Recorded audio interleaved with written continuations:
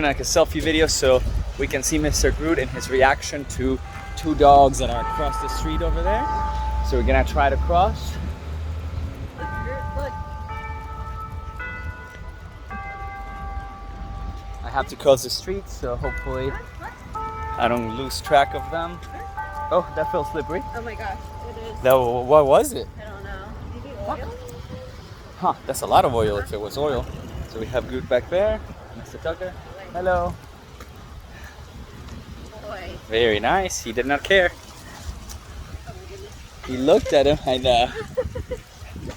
He looked at them a little bit, but no problem. Another dog ahead. Nice. Good boy. It's a perfect timing for us.